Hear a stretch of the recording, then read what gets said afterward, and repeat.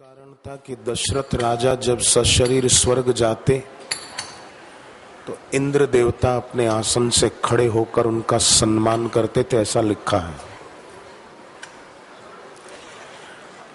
परंतु ऐसी वैभवशाली नगरी में भी भरत जी ऐसे रहते थे, कोई राग नहीं, कोई आसक्ति नहीं, क्योंकि उनकी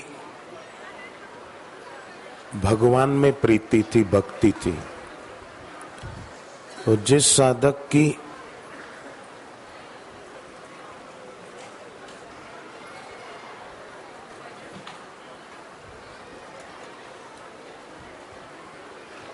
बहनें जो बातें कर रही है ना, दूसरी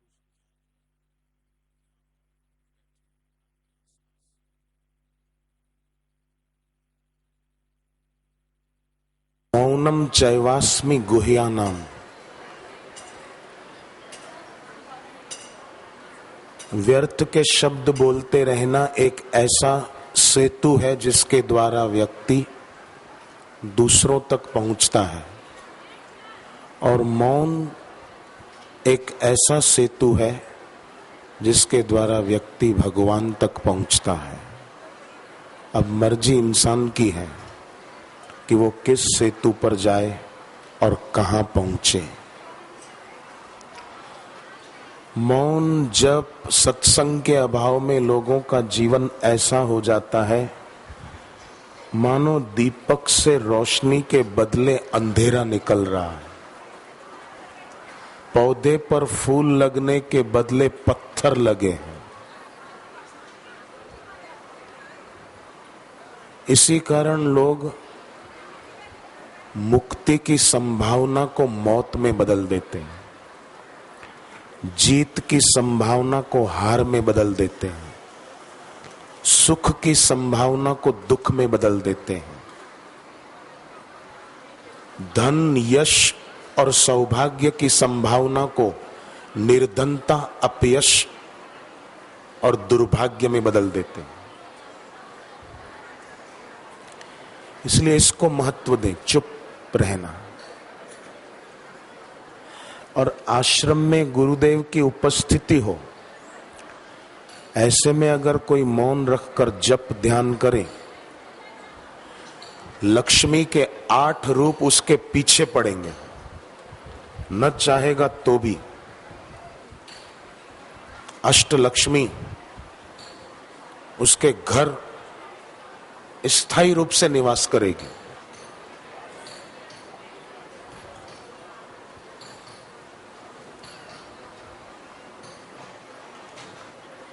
ईश्वर स्वरूप गुरु, परब्रह्म स्वरूप गुरु, उनकी मौजूदगी हो आश्रम में, और ऐसे में हम मौन रखकर जप करें, इससे बड़ी कोई ऊंची कमाई नहीं है, इससे श्रेष्ठ कोई तपस्या नहीं है।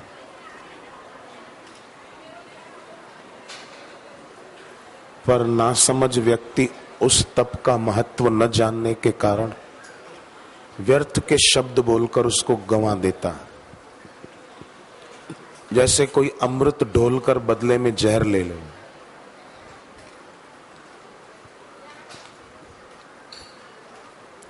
मौनम चैवास्मि गुह्याना,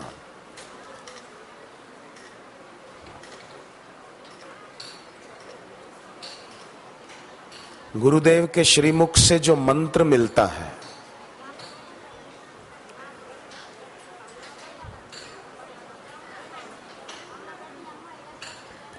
कोई सेविका बहन आ जाए, ये बहनें बातें बहुत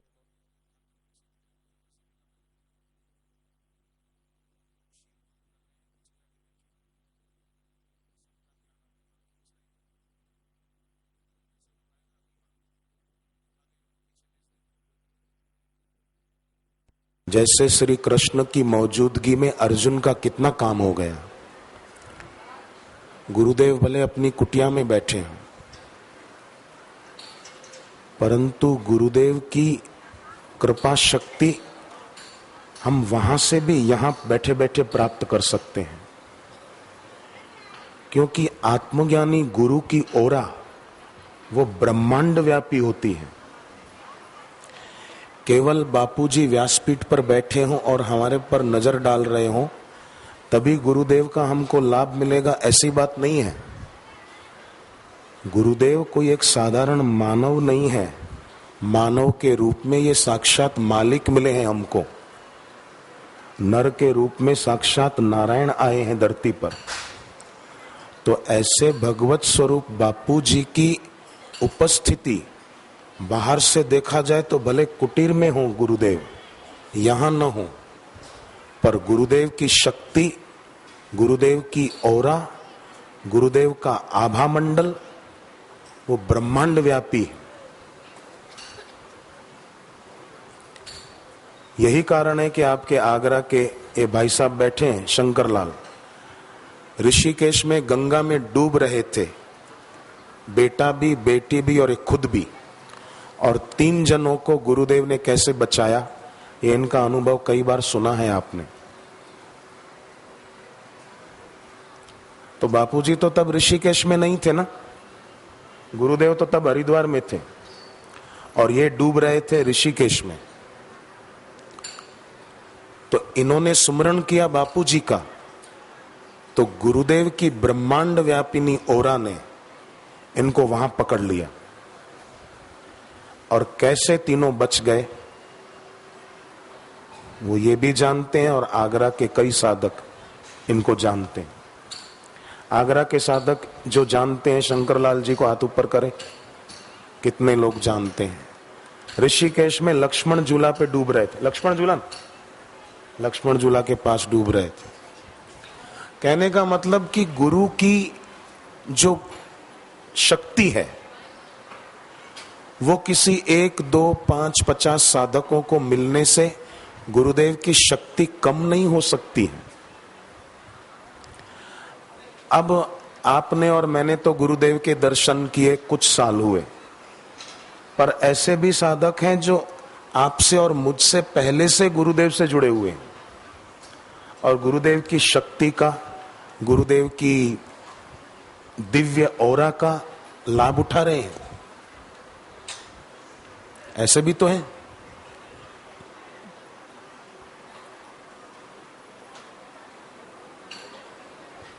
तुलसीदास जी ने कहा है, वाल्मीकि रामायण में भी लिखा है, तुलसीकृत रामायण में भी लिखा है,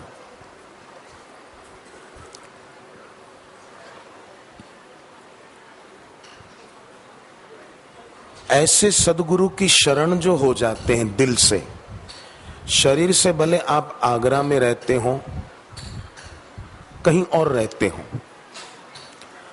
पर ऐसे गुरुदेव के प्रति दिल से जो शरणागत हो जाता है,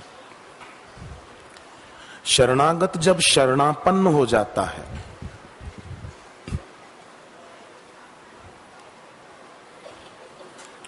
उसको जो लाभ होता है उसका वर्णन शब्दों के द्वारा नहीं हो सकता।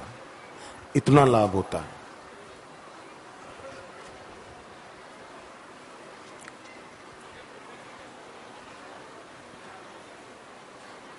जवान की नौकरी छूट गई, पूना महाराष्ट्र में सत्संग में आया गुरुदेव के। 55,000 की नौकरी थी। चाहता तो गुरुदेव को बोल सकता था मेरी नौकरी छूट गई है, महीने 55,000 मिलता था, आप दया करें मेरे को मिल जाए। ये नहीं कहा, क्योंकि गुरुदेव की दिव्य दैवी शक्तियों का कितने साधकों को अनुभव हुआ है उसका उन्होंने सुना था। सत्संग में चुपचाप बैठ गए। गुरुदेव नजदीक से दर्शन देने आए तो भी बोले नहीं, मौन रखकर बैठे रहे। गुरुदेव नजदीक आए तो हाथ जोड़े, बस अभिवादन किया।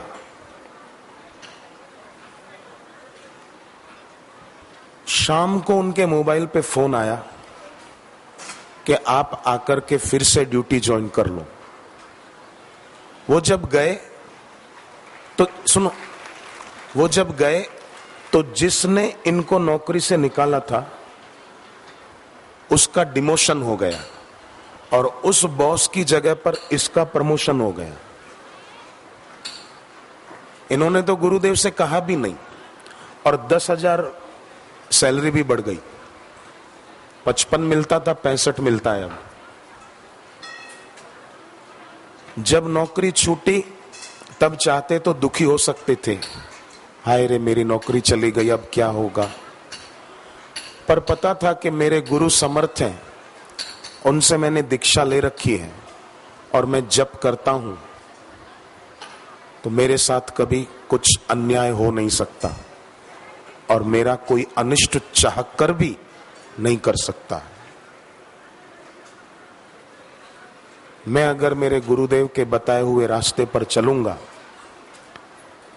तो कोई मेरा अनिष्ट कर ही नहीं सकता। एक और विद्यार्थी और उसकी बहन ने मुझे 2-4 दिन पहले ये दिया था।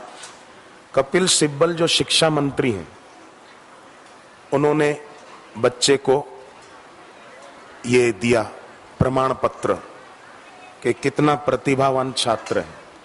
शिक्षा मंत्री ने उसको सम्मानित किया।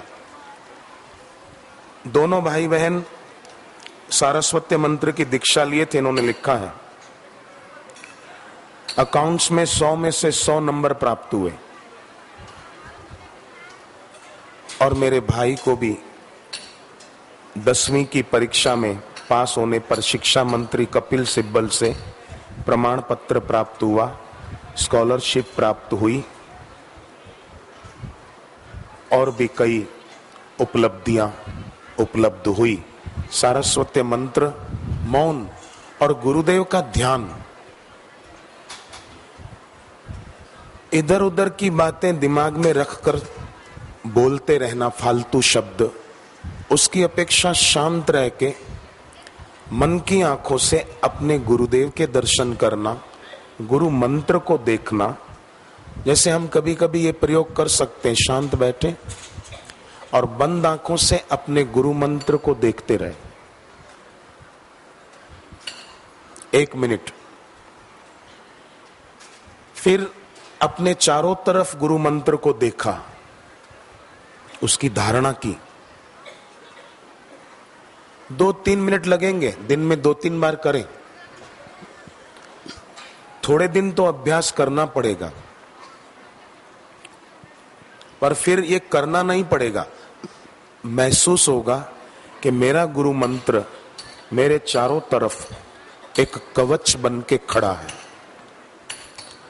और जब गुरु मंत्र कवच बन के खड़ा है तो कौन मेरा कुछ बिगाड़ सकता है।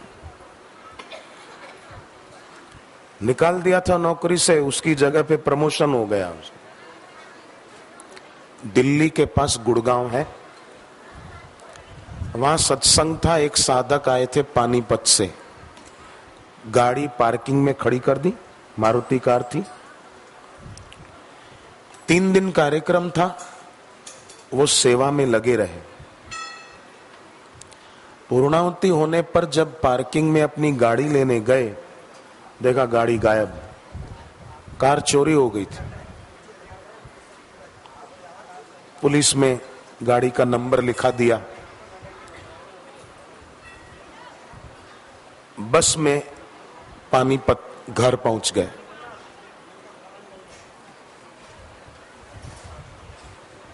बड़े भाई ने कहा, लो आ गए भाई साहब, सत्संग सुनने गए थे, कार चोरी हो गई, क्या मिला सत्संग में जाने से। बड़े भाई ने डांटा और कुछ का कुछ बोल दिया, पर ये सज्जन विचलित नहीं हुए, शांत रहे, कोई बात नहीं।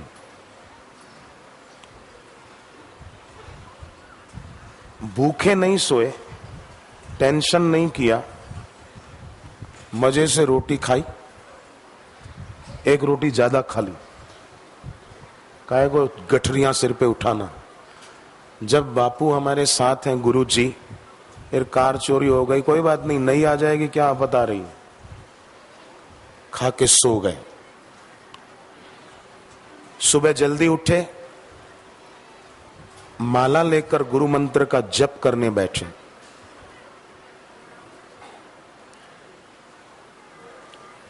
दो तीन मालाएं भी जप नहीं की थी कि दरवाजे पर किसी ने दस्तक दी।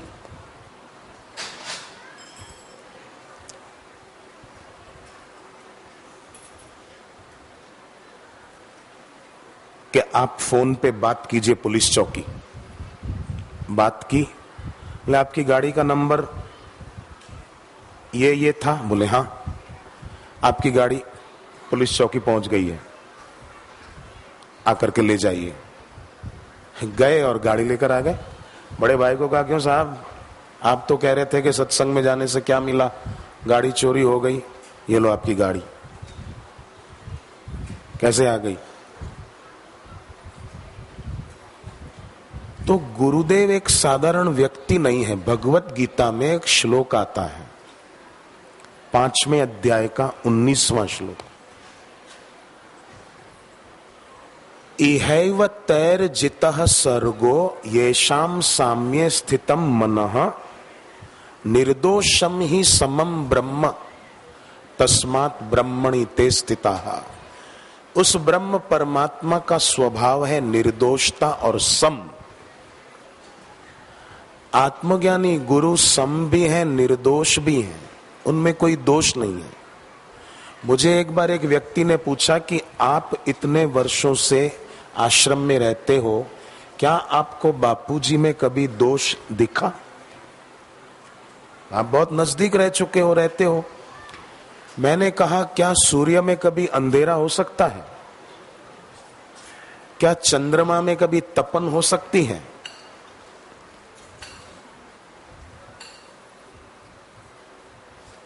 गुरु में भी कभी कोई दोष हो नहीं सकता। दोष जो है वो हमारे में है। अगर हमको गुरु में दोष दिखे तो ये हमारा ही बड़ा दोष है। जैसे पार्वती जी ने सप्तऋषियों को एक बहुत बढ़िया बात कही। जब सप्तऋषियों ने कहा कि शिव जी ने कामदेव को जला दिया है, अब कामदेव को जला दिया तो शादी क्यों करेंगे तुमसे? तब पार्वती जी ने कहा, बहुत बढ़िया वचन, तुम्हारे जान काम अब मारा, अब लगी शंभु रहे सविकारा। आप ऐसा कहते हो कि शिव जी ने आज कामदेव को जला दिया, अब लगी शंभु रहे सविकारा, मतलब आज तक शिव जी सविकार थे। पर हमरे जान सदा शिव जोगी, अज अनवद्य अकाम अभोगी। अगर मेरे से मेरा अनुभव पूछो तो मेरे शिव जी अकाम हैं, अभोगी हैं, अजन्मा है, अमर है। यह है पार्वती जी का अनुभव। तो जिसका अपने आराध्य में प्रेम होता है, श्रद्धा होती है, भक्ति होती है, वो तो शांति पूर्वक, प्रेम पूर्वक अपने गुरुदेव की तरफ एकटक निहारते निहारते ही गुरु से सब कुछ पा सकता है।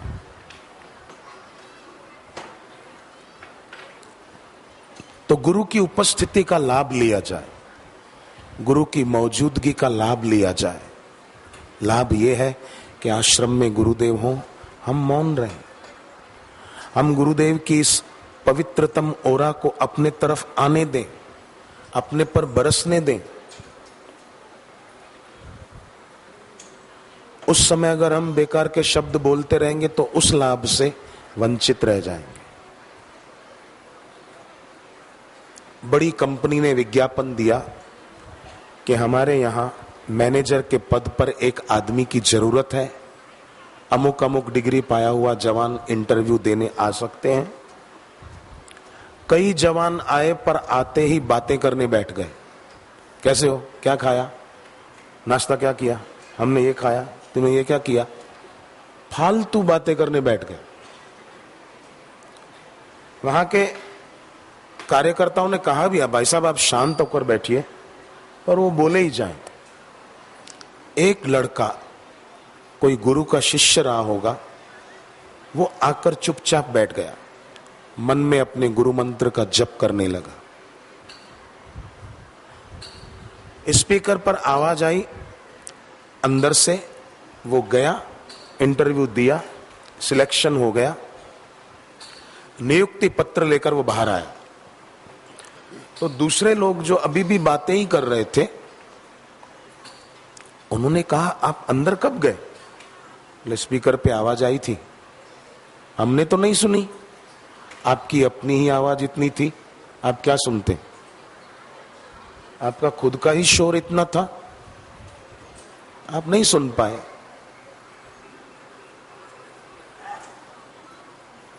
मैं शांत बैठा था, मैंने वो आवाज सुन ली, गया तो काम हो गया।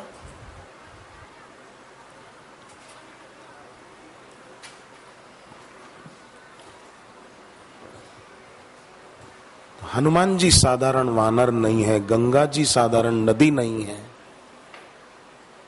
उसी प्रकार सदगुरु भी कोई साधारण नर नहीं। ऐसे गुरु के प्रति भक्ति माने प्रेम का ऊर्ध्वगमन, और ऐसे गुरु के प्रति प्रेम एक संबंध नहीं है।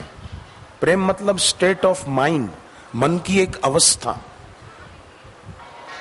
जो हर समय रहती है, अनुकूलता में भी, प्रतिकूलता में भी, बीमारी में भी और तंदुरुस्ती में भी। ऐसा नहीं कि थोड़ी बीमारी हुई तो ईश्वर में, गुरु में प्रेम कम हो गया कि मेरे जीवन में दुख क्यों आया। आया तो कोई बात नहीं, कोई मेरा कर्म कट गया, मेरा भविष्य उज्जवल बनाने के लिए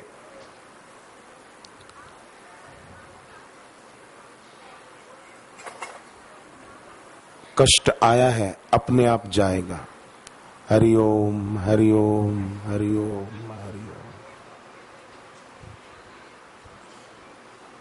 तो गुरु के प्रति भक्ति माने प्रेम का ऊर्ध्वगमन।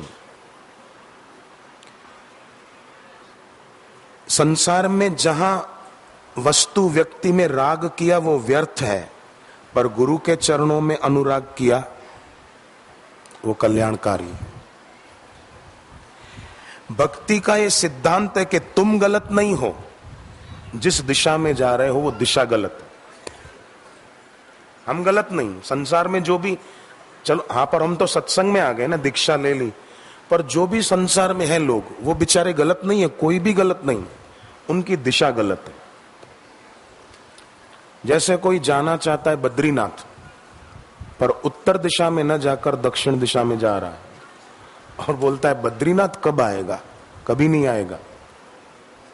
तू तो सही है, तेरा रास्ता गलत है, तू उत्तर दिशा में चल। तो भक्ति हमारी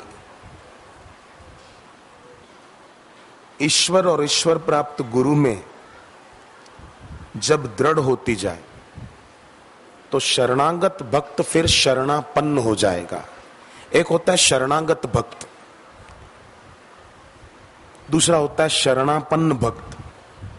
शरणागत माने वो प्रेम की प्रतीक्षा करेगा कि बापूजी आए, मेरे पर नजर पड़ जाए, मेरे से बात हो जाए, मेरे को गुरुजी के हाथ का प्रसाद मिल जाए तो मजा आ जाए,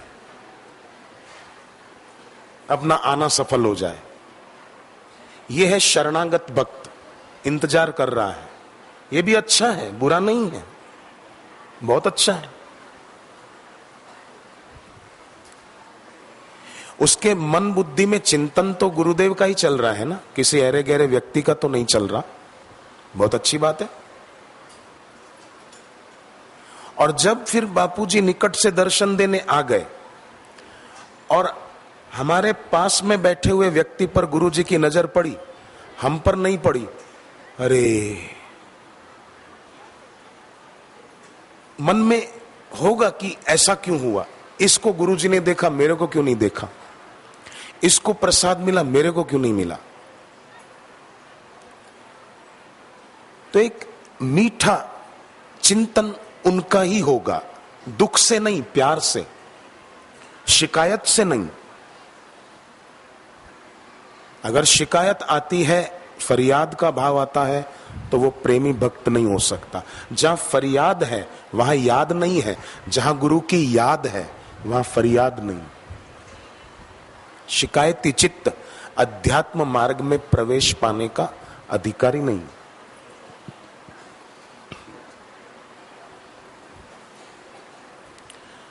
तो शरणागत ऐसा होता है। और शरणापन तो प्रेम का आस्वादन करता है कि वाह, आश्रम में गुरुदेव हैं और ऐसे में मुझे श्वास लेने का सौभाग्य मिल गया। वाह भाई वाह। बीच में बापूजी दर्शन देने आए, भले व्यक्तिगत रूप से गुरुदेव की नजर नहीं भी पड़ी, पर वाह वाह, गुरुदेव की उपस्थिति में गुरुदेव के शरीर को छूकर आती हुई हवा, उसमें मैंने श्वास लिया। वाह वाह, मैं धन्य हो गया, मेरा तो जीवन सफल हो गया। केवल यहां आना सफल नहीं हुआ, मेरा तो जन्म लेना सफल हो गया भाई। वाह वाह, इन कानों में बापूजी के वचन पड़ गए। वाह वाह, आनंद आ गया। वाह भाई, बढ़िया हो गया। इसको बोलते शरणापन भक्त।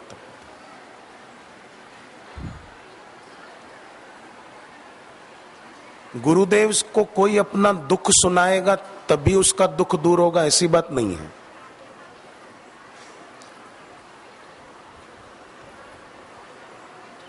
केवल शांत बैठकर, जैसे उस साधक की बात बताई, करण उसका नाम था, करण श्रॉफ, प्रमोशन हो गया।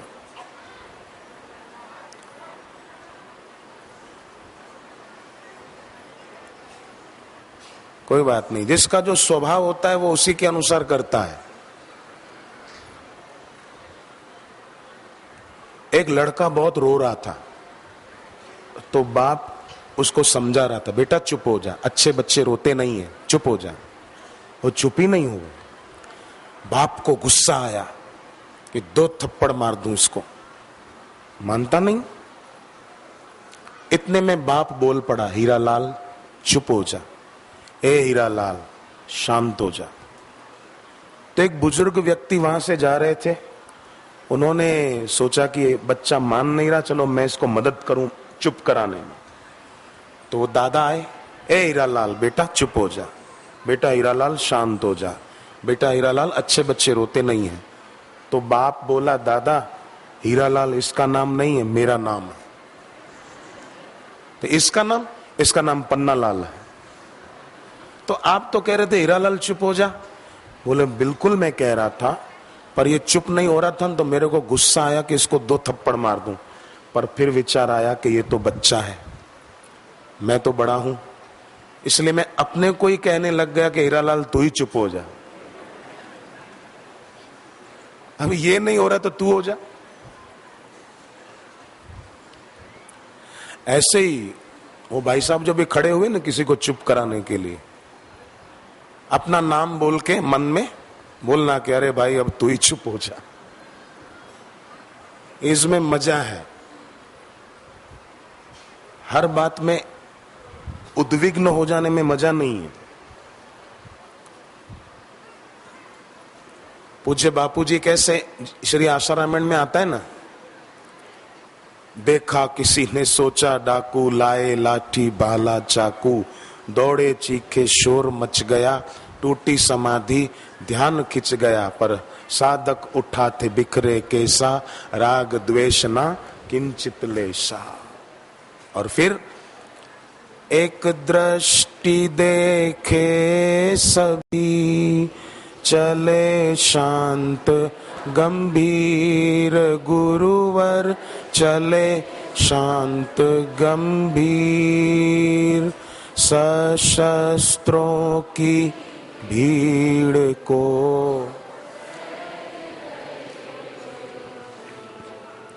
सशस्त्रों की भीड़, हथियार लेकर आए थे, पर गुरुदेव ने केवल एक नजर डाल दी ब्रह्म भाव वाली, सबके हथियार नीचे गिर गए और वो लोग भी दंडवत प्रणाम करते हुए गुरुदेव के चरणों में गिर गए।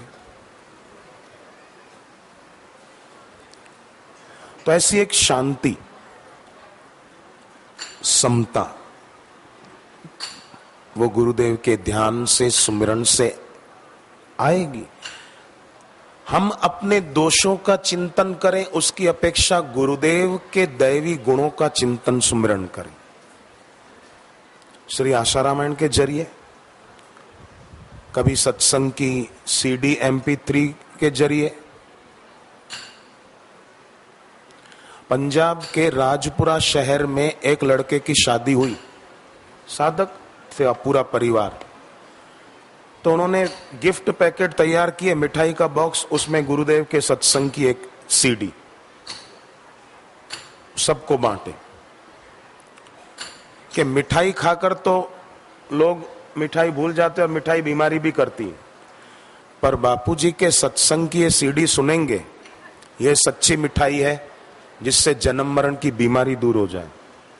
बाजार की मावे की मिठाई खाओ, मथुरा के पेड़े खाओ तो पेट खराब हो सकता है, परंतु सलोनी सुहानी रसीली मिठाई वशिष्ठ आदि हलवाइयों ने बनाई, जिसे खाए तृष्णा दुराशा निवार, वो गुरुदेव के वचनों की।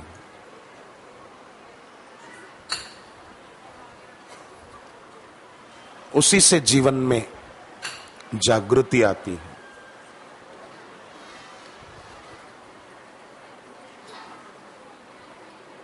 और इस आश्रम में तो गुरुदेव के चरण कई बार पड़े हैं। वट वृक्ष में गुरुदेव ने शक्तिपात किया है, इनसे जितना लाभ उठाना चाहे उठा सकते हैं। कबीर जी कहते हैं, क्या सोया तू बांवरे बीता जात बसंत। क्यों सोया है? मोह की नींद में।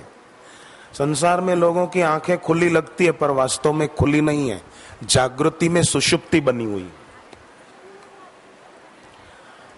पर साधक जो गुरु का सत्संग सुनते हैं और जप ध्यान करते हैं, उनकी जागृति में सुषुप्ति नहीं होती, जागृति में जागृति बनी रहती।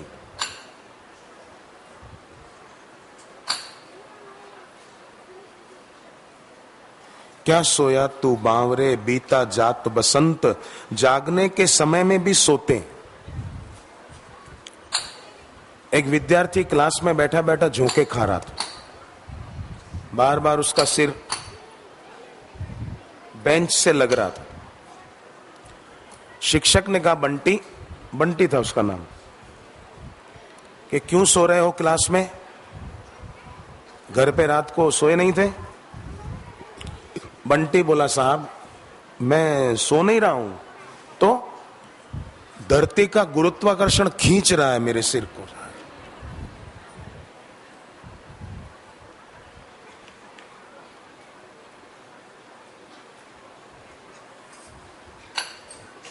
जागृति में भी सुषुप्ति। तो ये तो चलो विनोद के लिए कहा, पर वास्तव में दुनिया में जो भी अपने आप को बड़ा मानते हैं, पर है नींद में। जानिए तब ही जीव जग जागा, जब सब विषय विलास विरागा। तो दिन भर में बीच बीच में अपना कामकाज करते करते भी भगवान का नाम बोलते रहना चाहिए।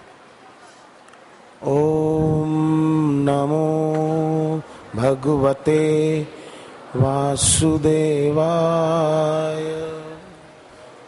और चीजें पाने में ही पूरी जिंदगी लगा देते हैं, और रूप रंग अधिकार धन इस पर इतराते हैं। वो सोचते ही नहीं कि बीता जात वसंत, उम्र बीतती चली जा रही है और हम धन यौवन और सौंदर्य का गर्व कर रहे हैं। हरे पत्ते सूख कर पीले होते ही हैं और झड़ जाते हैं, मिट्टी में मिल जाते हैं। तो ध्यान इस बात का रखना होगा कि मौत हमारे में घर बनाए, उसके पहले हम अमरता का अनुभव गुरु भक्ति के द्वारा करें, गुरु की उपासना के द्वारा करें। हमारे जीवन का अंत मृत्यु न हो, हमारे जीवन का अंत मुक्ति हो।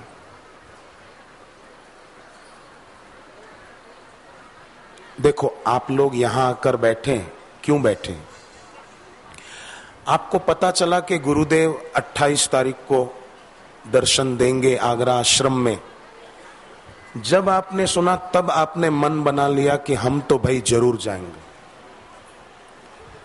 तो जब आपने मन बनाया ना सुनने का, तभी से पुण्यों का मीटर चालू हो गया। केवल यहां आकर दर्शन करेंगे तभी पुण्य होगा ऐसी बात नहीं है। जब आपने विचार किया कि मुझे जाना है,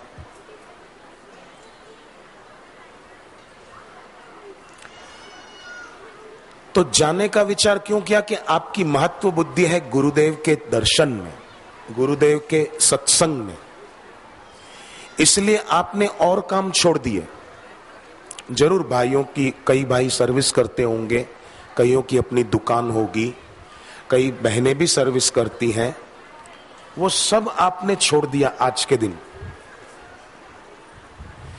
तो इससे सिद्ध क्या हुआ कि आप सब भाई बहनों की महत्व बुद्धि सद्गुरु के प्रति, गुरुदेव के वचनों के प्रति है।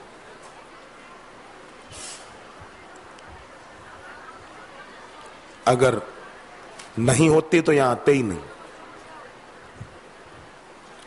तो जिस साधक को अपने गुरुदेव के दर्शन और सत्संग की आवश्यकता महसूस होती है, समझो उसका यह आखिरी जन्म, वो मुक्त होने वाला है। जैसे नदी बहते बहते सागर तक आ गई, तो बताओ उसको सागर में मिलने से कौन रोक सकता है?